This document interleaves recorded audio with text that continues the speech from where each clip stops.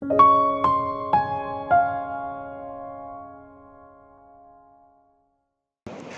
shalom. Nah, itu tank itu bunyi ini salamnya. Ya, saya senang sekali bisa hadir di sini. Mungkin baru lihat karena yang baru pertama kali. Nama saya David Paksoal. Saya adalah gembala pemuda dan sejak tahun 2011 di Gereja Kemah Injil Indonesia di Taman Wisma Asri. Jadi saya ada satu anak muda di sini di Taman Wisma Asri, ada si Ricky. Oh, Ricky di atas. Saya kenal dia dari dia masih SMP, masih lucu-lucu. Sekarang ganteng banget ya. Ya. Terus saya hadir dengan istri saya Tania di depan. Saya 2 tahun yang lalu diangkat jadi asisten gembala, melayani sebagai asisten gembala di Gereja Kemah Injil Indonesia. Tadi tuh lagunya nyanyian kemenangan iman ya Pak? Wah, berarti sama, ini ada satu kesamaan yang kami punya dengan Gereja Kemah Injil, nyanyiannya nyanyian kemenangan iman gitu. Jadi ada seperti pertautan gitu ya. Saya senang banget bisa diundang, ada teman saya Evangelis Christine, dulu ketemu di simposium pelayanan kaum muda 2000 berapa, lama banget itu, 2006 ya. Wow, sudah lama, jadi udah kelihatan agak tua. Saya nggak mau dipanggil om bagi anak-anak pemuda saya bilang kalau panggil om saya colok hidungnya. Harus panggilnya kak atau bang atau ko, terserah, selama nggak om. Nah, hari ini kita akan bahas salah satu tema yang diberikan My Child My Bestie, tapi kita akan baca dulu ayat ayat penuntunnya dari Yohanes 10 ayat 11 sampai 15. Saya senang banget gereja ini pakai temanya untuk keluarga dalam bulan ini. Nanti kita akan lihat, karena habis ini akan ada seminar ya, talk show ya tentang ini. Jadi kalau Bapak Ibu mau hadir, kita akan bicara tentang gimana caranya become a parent bagi Gen Z gitu. Oke, firman Tuhan dari Yohanes 10 ayat 11 sampai 15 saya akan bacakan. Akulah gembala yang baik. Gembala yang baik memberikan nyawanya bagi domba-dombanya, sedangkan seorang upahan yang bukan gembala dan yang bukan pemilik domba-domba itu sendiri, ketika melihat serigala datang, meninggalkan domba-domba itu lalu lari, sehingga serigala itu menerkam dan mencerai-beraikan domba-domba itu. Ia lari karena ia seorang upahan dan tidak memperhatikan domba-domba itu. Akulah gembala yang baik dan aku mengenal domba-dombaku dan domba-dombaku mengenal aku. Sama seperti Bapa mengenal aku dan aku mengenal Bapa, dan aku memberikan nyawaku bagi domba-dombaku. Ya, ini Yohanes 10 ayat 11 sampai 15. Nah, saya melayani pemuda dari tahun 2011 dan melayani pemuda dan remaja. Jadi remaja dari SMP sampai belum nikah. Jadi sampai belum nikah, biasanya udah ada yang 20 berapa masih tetap ada di pelayanan pemuda kami. Nah, pelayanan pemuda itu adalah tempat di mana dapat kayak nonton bioskop, di duduk paling depan karena bisa mendengarkan drama-drama keluarga yang lagi jadi. Biasanya kalau lagi ada ribut-ribut, permasalahan-permasalahan, kita mendengarkan. Kalau awal-awal saya melayani pemuda remaja, saya dengarkan dari sisi anaknya. Kadang-kadang waktu awal-awal ini suatu pertumbuhan juga bagi saya, lebih percaya anaknya karena kita kayak mentalitas korban, karena kita ngerasa wah sepenanggungan, ini orang tuanya nih nggak bener nih. Makin lama makin bertumbuh, saya dibukakan matanya karena ternyata ini anak tukang bohong. Dia cerita ke kami bahwa, waduh saya di rumah dipukulin sama bapak saya ini, sampai dia lari ke gereja nggak pakai sendal. Wah, kita kan mau melindungi kan, ini abusive parenting. Kita harus bela dia. Terus lama-lama ketahuan, dia bilang, orang tuanya datang bilang, ya tolong bina anak saya, ini agak susah juga bagi saya untuk bina dia. Ternyata nih anak suka banget berbohong. Dan dia suka bikin cerita-cerita untuk orang lain yang dengerin dia itu akan support dia. Jadi disitulah saya baru kayak mengerti ternyata setiap cerita harus ada dengar dari dua sisi.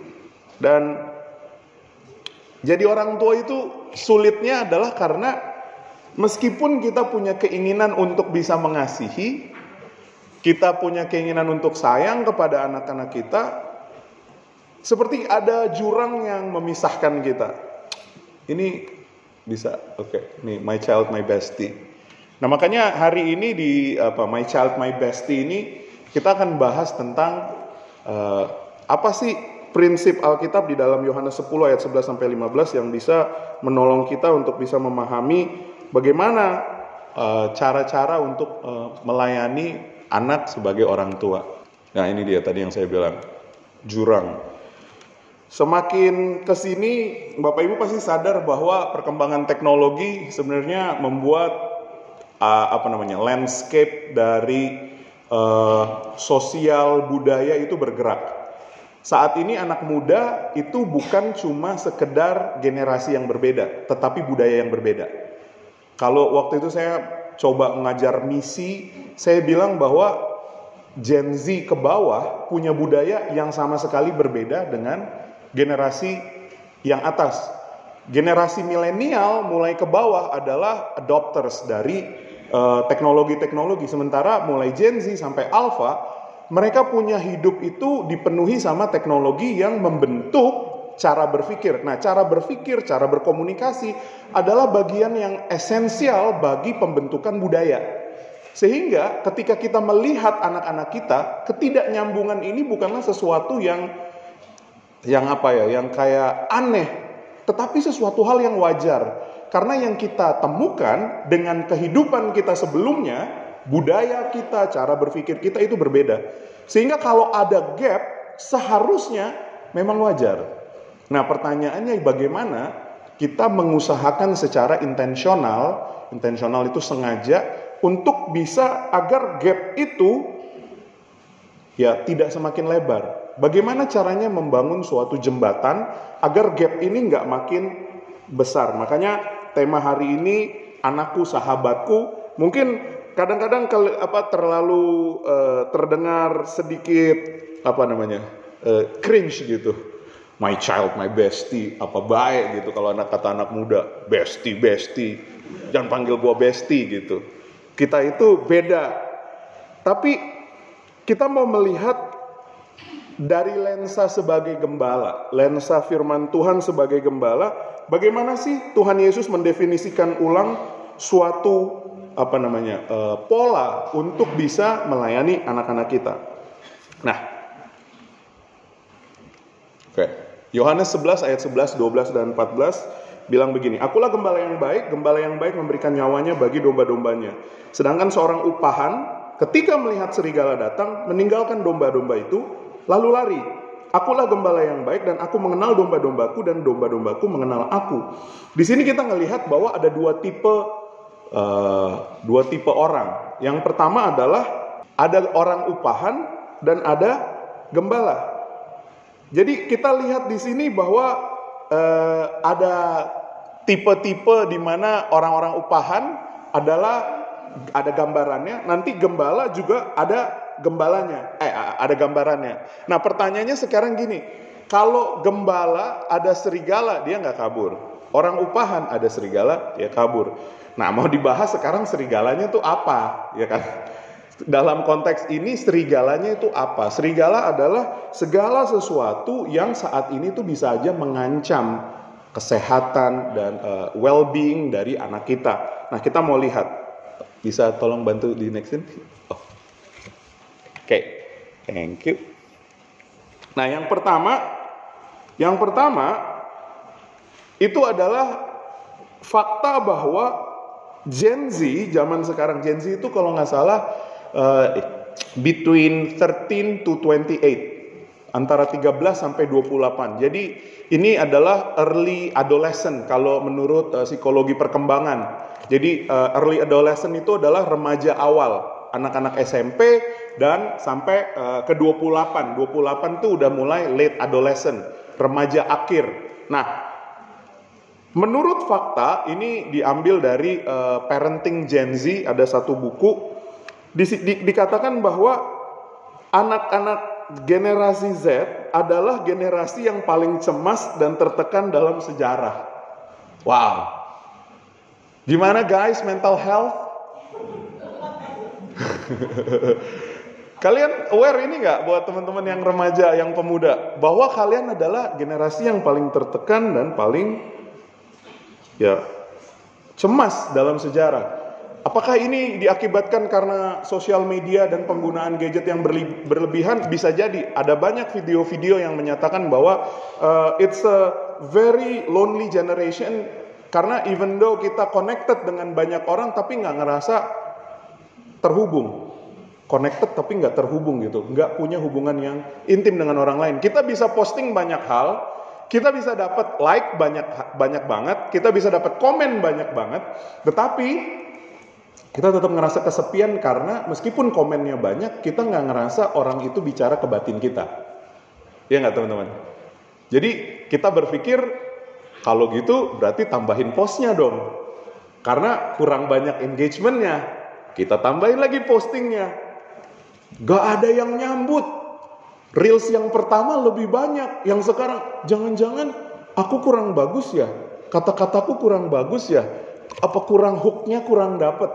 Cemas, kita bingung. Kita berusaha untuk jadi makin sama kayak orang lain. Lagi bete-betenya dapat layoff, lagi dipecat, tiba-tiba temen bilang, halo guys, lagi healing dulu nih sementara di Bali. Langsung kayak, buset. Enak banget hidupnya. Baru pulang healing tiba-tiba, guys, aduh seneng banget nih. iPhone 17 ku udah nyampe.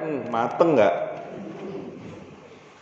Dulu tanpa ada sosial media, orang gak tahu orang beli apa. Dia mau beli mobil baru, dia mau beli apa, gak ada yang tahu. Sekarang orang beli apa, dia pamerin. Makan apa, dia pamerin. Ini lagi happening banget nih tempat ini. Kita jadi selalu membandingkan diri kita dengan orang lain, dan itu gak bikin kita tambah tenang. Makin buka sosial media, makin cemas.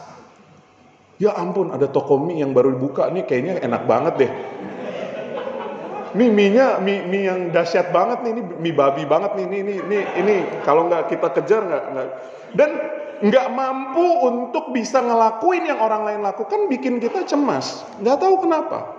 Tapi generasi Z adalah generasi yang sudah tersaturasi dengan teknologi, sehingga itu jadi part of them.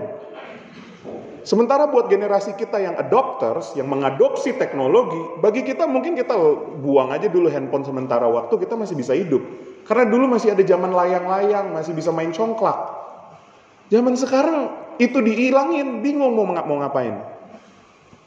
Kemudian yang kedua, serigala yang kedua namanya pornografi. Menurut penelitian dikatakan anak-anak Gen Z sudah terekspos kepada pornografi di rata-rata usia 13 tahun. Saya dulu pernah bikin penelitian, ternyata pornografi dalam berapa tahun yang lalu ya, 2006-2007, dari SD anak-anak sudah pernah terpapar oleh pornografi. Bukan mereka mencari situs pornografi, tapi di sekolahnya ada bandarnya. Temennya ngirimin film ke temennya, terus langsung ngariung, ngumpul, bilang, "Woi, ada apa? Woi, udah nonton belum?" Akhirnya jadi bercandaan. So, pornografi waktu pertama kali dilihat langsung ngehook karena ada kayak brain chemical activity yang ketika ngelihat pornografi seperti orang yang addiction cycle. Jadi kayak dopaminnya naik. Sehingga waktu kecanduan pornografi ini bukan cuma suka nonton film-film itu, tetapi bahwa film itu meningkatkan dopamin dalam tubuh. Dopamin itu adalah hormon yang keluar dalam tubuh ketika Bapak Ibu berolahraga ngerasa senang. Pornografi juga bisa bikin kayak gitu. Jadi bukan soal video pornonya, tetapi bagaimana perasaan yang muncul bikin rush dalam batin dan bikin hati itu kayak lagi stres, lagi kesepian, itu kayak keobatin. Sehingga terjadilah addictive cycle. Kemudian ada krisis identitas di online karena some of us, anak-anak muda, ngerasa bahwa am I good enough? Apakah saya cukup baik? Pasti anak muda relevan banget nih sama pernyataan ini. Saya ini udah cukup baik apa nggak sih? Kadang di TikTok kalau thread, Bapak Ibu tahu thread? Nggak usah masuk ke dunia itu. Thread itu saudaranya Twitter. Bapak Ibu tahu Twitter? Nggak apa-apa kalau nggak terlalu tahu. Twitter itu kayak sosial media tapi seringkali ya mirip-mirip Facebook tapi bukan Facebook. Nah, thread ini adalah buatan dari Instagram. Nah, kalau baca thread itu yang seru bukanlah baca threadnya, tapi baca komennya. Amin. Kenapa komennya? Karena di komen kita bisa melihat bahwa mau ada satu hal yang baik, komentarnya bisa beribu-ribu arah. Bapak Ibu, ada yang lagi viral sekarang, mahasiswa Udayana yang meninggal berkebutuhan khusus. Beda-beda respon mahasiswanya waktu anak itu meninggal. Dan itu wajar. Sayangnya, ironinya. Kenapa? Karena generasi muda udah terbiasa melihat segala suatu fenomena berdasarkan mereka punya interaksi yang ada di dalam sosial media. Dan di sosial media yang suka ngasih interaksi itu adalah fake account. Bukan account yang asli, yang kalau dipencet isinya nggak ada gambarnya, terus followernya cuma 12, followingnya ada 300. Sengaja anonimus. Account yang dibuat untuk nyampah, untuk bikin marah orang. Ada rage bait namanya istilahnya. Suatu istilah di mana orang sengaja bikin jawaban yang akan bikin orang marah. Tapi Ibu harus tahu itu adalah budayanya, sehingga bagi anak-anak zaman sekarang untuk posting, untuk berada kadang-kadang jadi rendah diri karena mereka ngerasa nanti dikomenin orang yang jelek-jelek. Mungkin orang tua di sini nggak ada yang berpikir gitu, karena anak-anak mudanya sampai capek ngeliatin papa mamanya tiap kali kemana-mana posting gitu kan, dikit-dikit posting. Yang anak muda sini nak foto sama papa, nggak ada yang mau. Bapak Ibu harus ngerti, itu bukan karena nggak mau foto, karena takut dikomen. Dikomen sama siapa? Sama temennya yang ngelihat. Makanya Bapak Ibu punya foto sama mereka nggak pernah di-repost. Sebisa mungkin foto itu nggak ada, cuma ada story. Kenapa? Karena yang layak diposting haruslah yang dar-der-dor. Wah, pergi ke Amerika, lihat ini. Jadi yang diingin oleh anak muda tampilkan itu adalah persona yang bikin mereka ngerasa wah. Kalau less than wah, hanya bisa di story. Ketemu sama si ini, masuk story aja, nggak layak masuk posting. Makanya banyak anak-anak muda hapus semua. Makanya kalau mau kenalan, terus di add, dibilang ini siapa yang add ya? Nggak ada fotonya.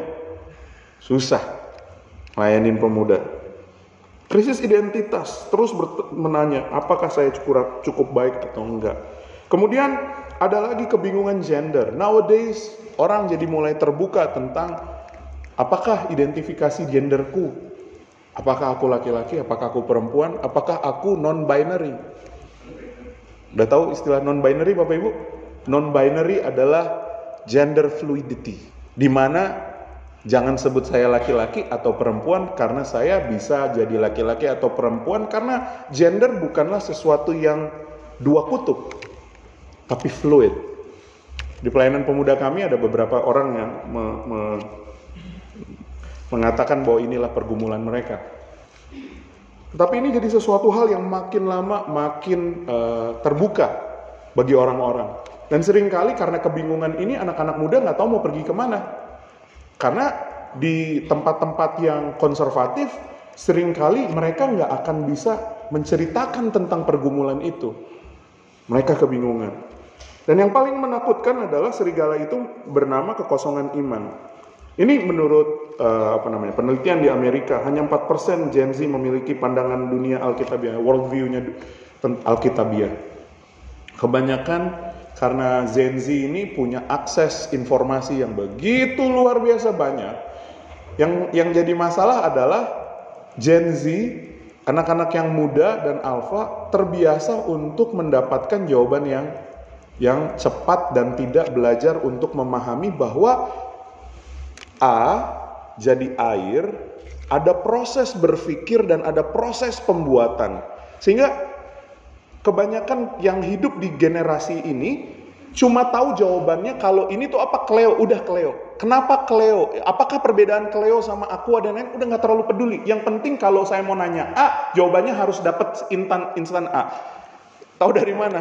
Saya kalau lagi persekutuan pemuda saya, kalau lagi ada pertanyaan itu langsung kita ada diskusi, pertanyaan itu langsung dimasukin ke mana? Chat GPT. Dia nulis dulu di ChatGPT, apakah yang dimaksud dengan ini? Baru dia ngomong, oke gini-gini. Nah, pemimpin pemuda saya dibilang, ini anak dari tadi sibuk main handphone, dikira main handphone. Enggak, dia lagi nulisin pertanyaannya di ChatGPT atau di Gemini. Itu cara kita berinteraksi katanya sekarang dengan anak-anak muda. Karena kebingungan salah. Jadi daripada salah, mendingan dapat jawaban yang cepat lewat yaitu. Sehingga worldview-nya tidak terstruktur, hanya cabut-mencabut gitu, eklektik. Nah,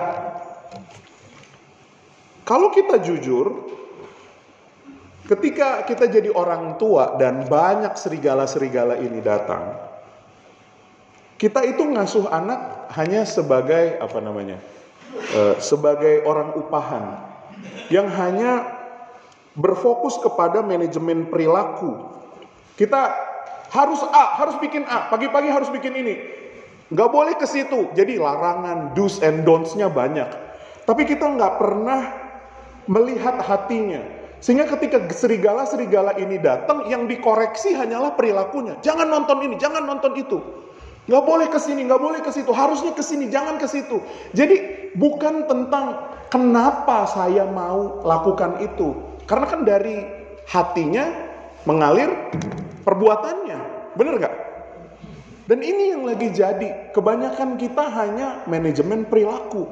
Kita pingin mengubah perilakunya, tapi kita gak pernah melihat hatinya. Sebenarnya kecanduan-kecanduan pornografi, kecanduan-kecanduan, itu kan kekosongan.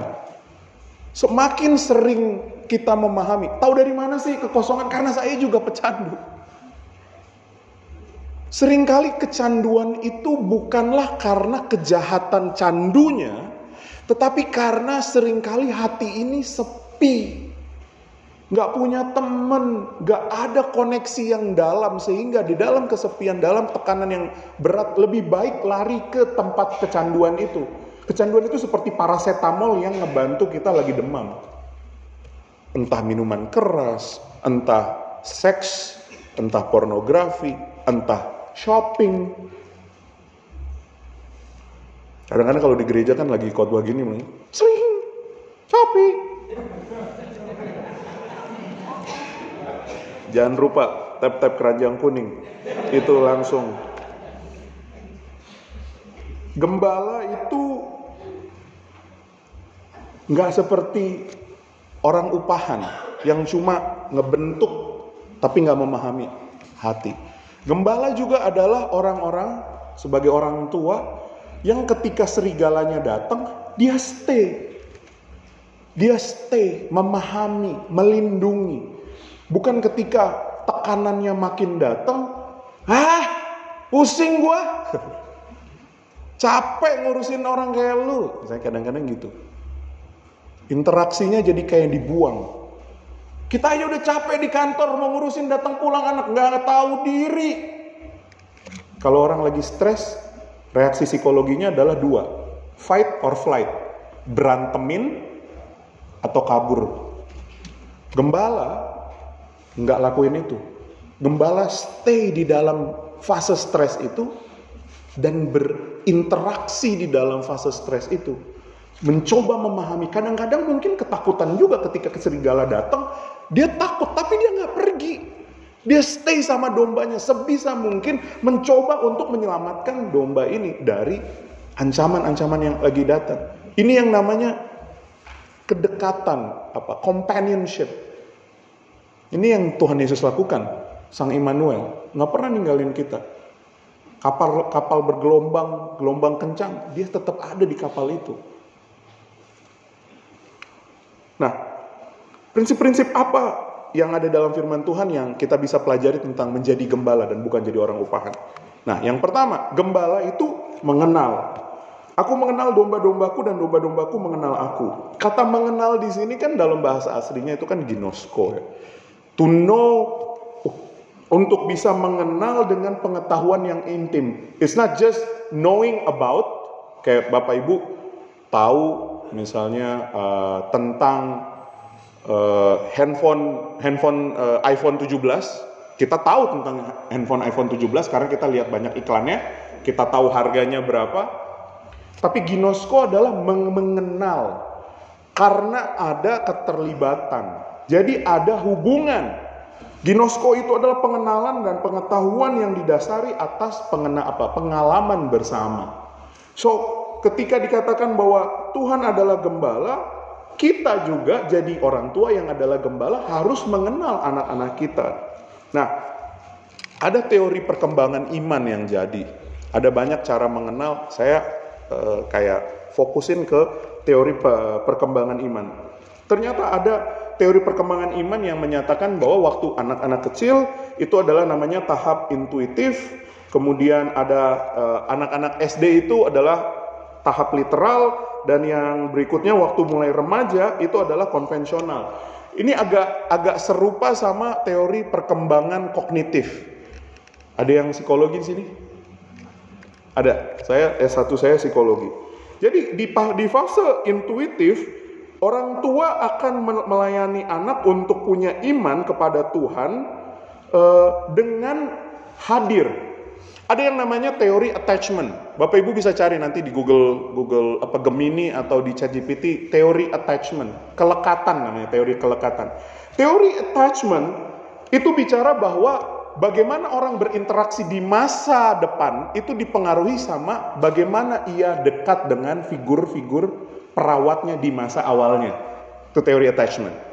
Nah, ternyata iman anak di masa depan akan dipengaruhi bagaimana pada waktu kecil kita hadir atau enggak. Teori yang dikatakan kalau dia orang tuanya kadang ada, kadang enggak ada, kadang ada, kadang enggak ada. Jadi kadang-kadang anak bisa ngerasa disayang, tapi kadang-kadang kok kayak dia enggak ada. Akan punya anxious attachment, sehingga imannya akan berpikir bahwa Tuhan hanya ada pada waktu tertentu. Nah, orang-orang yang anxious attachment ini biasanya yang suka love bombing orang. Bapak Ibu tahu istilah love bombing? Ketemu orang, disayanginnya beribu-ribu supaya nanti orang itu sayang balik sama dia. Dia pasti ini orang gak kemana-mana. Agak manipulatif. Nanti habis itu kalau misalnya gak ngasih kabar, kemana? Gak sayang aku ya? Kok ditelepon 500 kali gak dia ngangkat? Kayaknya udah bete ya? Kayak selalu takut ditinggal. Kenapa takut ditinggal? Karena ngerasa attachment-nya gak safe. Itu yang mereka pelajari dari kecil. Jadi iman untuk percaya kepada Tuhan, untuk mengetahui bahwa Tuhan itu Immanuel, baik suka maupun duka, ternyata dipengaruhi dari pengalaman dari kecil juga. If you wanna build anak-anak yang sehat secara imannya dari kecil, hadirlah bagi mereka. Kemudian mulai masuk yang kedua, mulai fase yang memahami keimanan itu berdasarkan cerita. Disinilah kita directing mereka, pergi ke kiri, pergi ke kanan, kasih cerita-cerita Alkitab, cerita-cerita yang membuat mereka bisa memahami tentang prinsip-prinsip dalam hidup. Kita masukin cerita di dalam kehidupannya. Kemudian baru masuk ke sintetis konvensional. Waktu di anak sampai fase yang balita itu toddler sampai fase anak, itu kayak orang tua temukan bahwa ini anak kayaknya pengen jadi pendeta gitu. Ini anak baik banget, pokoknya taat. Pas masuk fase remaja, ini kayak bilang, ini setan dari mana yang muncul? Kenapa tiba-tiba dia berubah? Dulu kayaknya iya, sekarang diajak pergi arisan gak ada yang mau. Why? Karena di fase ini selaras juga sama fase perkembangan remaja awal. Ada namanya perkembangan sosial, di mana anak akan lebih lekat kepada significant others, orang yang penting lain di luar keluarga. Sehingga anak-anak akan lebih mencoba memahami imannya di dalam komunitas. That's why butuh banget komunitas kaum muda yang bisa membangun. Karena disinilah mereka akan ngecek imannya itu apa. Disinilah bagaimana friendship akan mempengaruhi iman mereka di fase remaja ini. Karena memang anak-anak remaja akan mau ikut di mana teman-temannya pergi. Makanya fase ini kita perlu jadi orang tua yang perlu mengamati anak-anak kita bertemannya sama siapa. Gitu. Nah, gembala kenal sama anak-anaknya.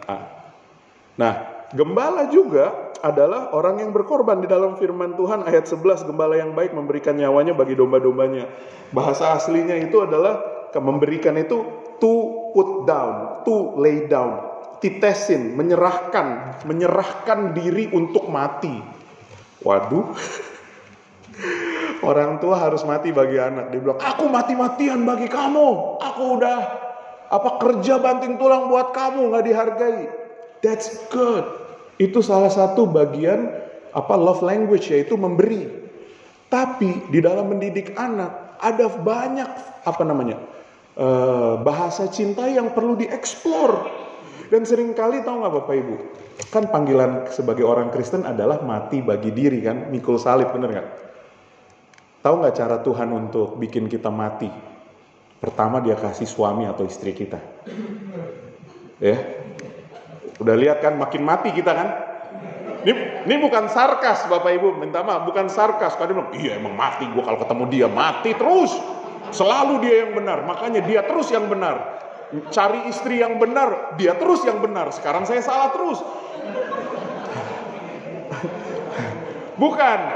Maksud saya dalam interaksi kita bakalan ngerti dalam pernikahan bahwa seringkali paradigma kita nggak satunya yang benar. Bahwa di dalam pernikahan seringkali ego itu dibantai. Nah, ada jokes yang bilang begini. Kalau Bapak Ibu sudah menikah dan Bapak Ibu sudah agak mati tapi masih ada nyawanya dikit, Tuhan akan kirim anak-anak untuk bantai sisanya. Jadi ya kalau masih ada keegoan yang kecil-kecil itu anak yang akan habisi. Pertama pasangan udah kasih habis, sisanya nih yang kecil-kecil dihabisi sama anaknya. Dan di bagian ini memang untuk punya keluarga adalah untuk mati bagi diri. Ini alkitabiah banget. Alkitabiah banget. Karena kita mulai mati bagi ego kita setiap hari untuk bisa kayak contoh, minta maaf. Waduh susah banget. Kadang orang yang punya ego karena berpikir bahwa aku benar. Gak bisa Bapak Ibu. Kita harus mengerti bahwa kita belum tentu benar. Minta maaf. Kemudian yang kedua mati bagi waktu luang. Lagi baru mau tidur naruh kaki begini. Baru cuci piring nih. Bapak Ibu tiba-tiba drama. Mateng dah. Kita perlu mati bagi agenda-agenda kita yang buat me time. Mau pijit. Gak. Kadang kita perlu dengerin mereka yang lagi nangis. Anak muda kita lagi nangis. Untuk dengerin mereka punya kesulitan di sekolah. Kadang mati juga bagi pandangan anak terhadap kita. Ini yang agak kadang banyak orang tua gak rela. Mereka kayak nggak suka kalau anaknya nganggap nggak keren, resek. Jadi orang tua kayak nggak beres. Terus kita dibanding-bandingin. Woi, jangan salah anak muda. Kalian pikir cuma kalian yang dibandingin, kalian juga suka banding-bandingin kan? Gak kayak papanya sini. Kalau papanya ini langsung dapat. Waduh, itu kita yang denger. Anak nggak suka dibandingin, orang tua nggak suka dibandingin. Gak ada yang suka dibandingin. Kadang-kadang kita perlu bikin batasan dalam keluarga bahwa minta maaf ya nak, cuma papa perlu batasin penggunaan handphone kamu. Papa tahu ini gak bisa. Papa perlu batasin waktu jalan kamu sama temen cuma sampai jam segini. Sometimes it hurts. Selama ada penjelasan yang masuk akal, it's fine. Tapi kadang-kadang kalau membatasi gak ada penjelasan, kenapa harus pulang gini? Mulai jawab kamu, zaman dulu papa lagi ngomong kayak gini, gak ada yang boleh jawab. Terus dia jawab, kenapa jawab? Diam. Terus pas sudah diam, kenapa diam? Tadi disuruh jawab. So, jadi gembala itu emang berkorban Bapak Ibu. Banyak Bapak Ibu pasti sekarang lagi lelah banget. But you know it's in God's design. Emang kita makin lama harus makin mati bagi diri dan hidup bagi Kristus. That's why jadi parent itu susah. Dan hanya bisa ada kehidupan yang berbeda, yang bikin ada vitalitas yang berbeda, dan itu hidupnya Yesus. Kalau kita pakai energi kita untuk mengasuh, gak ada yang survive. Semua akan butuh antidepresan. Saya nggak kebayang, saya jadi gembala pemuda yang megang berapa puluh anak aja saya stres. Gimana yang tinggal tiap hari sama anaknya? Ini cuma ketemu seminggu sekali. That's why, jadi gembala nggak bisa hidup dari kekuatan kita sendiri. Harus ada an extra power yang kasih kekuatan untuk bisa kita hidup, tapi bukan kita lagi yang hidup, tapi Yesus yang hidup dalam kita. This is Christian parenting. Yang ketiga, gembala itu memimpin bukan hanya melindungi, memimpin kemana? Memimpin bukan ke dirinya. Karena orang tua bukanlah untuk bikin anak-anak itu jadi berharap terus sama dia, tapi untuk mencontohkan siapa Bapa surgawi yang mereka punya. Orang tua adalah pengajar untuk bilang, nak, kalau kamu mau kuliah, kamu mau cari pasangan hidup, ayo kita duduk bareng dengar suara Tuhan bagi kamu apa. Kita perlu ngajarin anak-anak kita untuk dengerin suara Tuhan, karena kita adalah toanya dan speakernya Tuhan untuk bicara. Tapi bukan hanya kita bilang, nggak boleh nak, nggak boleh kayak begini. Karena prinsip-prinsip firman Tuhan. Tapi juga ngajarin mereka gimana caranya mereka bisa dengerin langsung dari Tuhan. Gimana caranya mereka bisa dengerin Tuhan. Dan ini kan jadi kayak suatu dilema kadang-kadang. Kalau mereka bilang, aku rasa Tuhan suruh aku jadi kayak begini. Terus orang tua bilang, nggak mungkin. Tahu dari mana? Ya tahu aja. Kamu ngajar-ngajar orang tua baru hidup berapa tahun aja udah so tahu. No. Karena di poin ini, gembala juga perlu dengar sang gembala agungnya. So, together, everyone listen si gembala yang agung. This is the only way kita bisa jadi gembala. Kalau nggak ada yang nuntun, nggak ada yang ini. Karena gembala itu bukan cuma protecting dari serigala-serigala, tapi harus nuntun mereka ke jalan yang mana. The only way, the truth and the life adalah Yesus itu sendiri. So, itu yang perlu kita buat. Nah, untuk itu aplikasinya apa yang mau kita buat? Yang pertama, dalam minggu ke depan ini, jadwalkanlah waktu mengenal. Habiskanlah mungkin 15 menit dari waktunya, tapi ngomong dari awal. Kita jadwalkan tuh artinya ngomong dari awal. Jangan bikin masalah ya Bapak Ibu sama anak-anak mudanya, karena gini. Yuk kita ketemuan, ini waktu keluarga. Pas lagi main Mobile Legend. Lagi rank, push rank. Oh itu berantem. Tapi kalau kita udah ngomong dari hari-hari sebelumnya, nanti hari Selasa malam, jam segini, aku mau ketemuan yuk, kita ngopi bareng gimana? Kan anak-anak mudanya suka ngopi. Kenapa gak coba ngajak anak mudanya ngopi? Yuk kita keluar, papa mama mau ngobrol sama kamu. Kita mau habisin waktu. Ada games, card games yang bisa dibeli. Anak-anak muda tahu nih card games, ada kartu yang buat orang tua. Jadi nanti diambil, nanti saling ada kartu yang isinya pertanyaan. Apa makanan kesukaanmu? Jadi papanya akan jelasin makanan. Jadi sama-sama saling mengenal. Apa sih hal yang bikin kamu menangis terakhir kali? Papanya jadi tahu apa yang bikin mereka sedih. So, cari waktu mengenal 15 menit. Tanyain apa yang paling bikin kamu cemas dalam minggu ini. Apa drama terbesarmu di sekolah? Jangan nanyain gimana kabarmu, Dek. Terlalu general, Bapak Ibu. Pertanyaan yang general akan dijawab general juga. Jawabannya adalah baik. Saya di gereja, di Persekutuan Pemuda, saya bilang gak ada lo jawab baik. Baik biasa-biasa aja, coret gak boleh. Karena gak menjelaskan apa-apa. Harus spesifik. Makanya pertanyaannya harus spesifik. Apa yang bikin kamu paling sedih minggu ini? Apa yang bikin kamu paling senang minggu ini? Siapa temen yang paling bikin kamu ngerasa disayang minggu ini? Ini pertanyaannya gimana cara bikinnya? Kok disusah-susah? Tanya ChatGPT Bapak Ibu. Berikan saya pertanyaan-pertanyaan yang spesifik untuk bertanya, mengenal anak saya lebih dalam. Tulis itu pertanyaan, promptnya, nanti ChatGPT kasih. Ya, sekarang kan udah mulai teknologi, jadi saya kasih cheat code-nya. Itu cara kita curang juga. Mereka pakai ChatGPT, kita pakai ChatGPT juga. Yang kedua, lakukan satu tindakan pengorbanan yang terlihat. Pengorbanan apa? Mungkin minggu ini, kan tadi ada 3 jenis pengorbanan. Ada pengorbanan ego, ada pengorbanan waktu, ada pengorbanan image. Nah minggu ini, kalau ada yang Bapak Ibu bikin salah, coba minggu ini minta maaf deh. Dek, kayaknya beberapa waktu kemarin, waktu Papa marah sama kamu, Tuhan ngomong di hatiku kayaknya itu gak bener, tapi Papa belum pernah minta maaf sama kamu. Pernah gak lagi marah ada yang kayak colek-colek di batin, tapi karena udah, ya gimana ya, namanya juga gak enak masa kita minta maaf gitu loh, malu gitu loh, udah marah-marah. Kan sama istri, sama suami juga kita gitu kan, ada amin ya Bapak Ibu ya. Kalau kayak padahal dicolek Tuhan tuh, kita gak enak aja ngomong, maksud nanti kalau kita minta maaf nanti dia selalu benar lagi gitu. Jangan Bapak Ibu, kalau Tuhan colek di hati, belajar peka, minta maaf.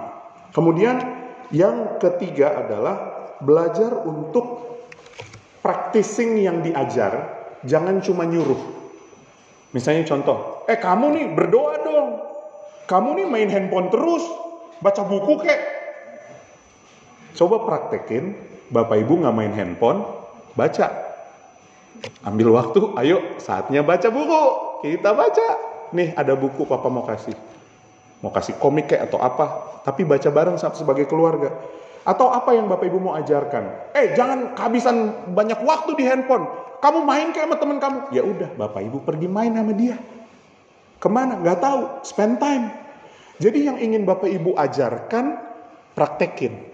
Oke? Pilih di antara 3 ini yang Bapak Ibu mau aplikasikan, terus tulis di nomor ini kalau berhasil. Tapi ini praktek. Nah, saya tantang untuk dengerin suara Tuhan dan ngelakuin apa yang Tuhan mau. Mari ambil waktu, kita mau berdoa sekarang.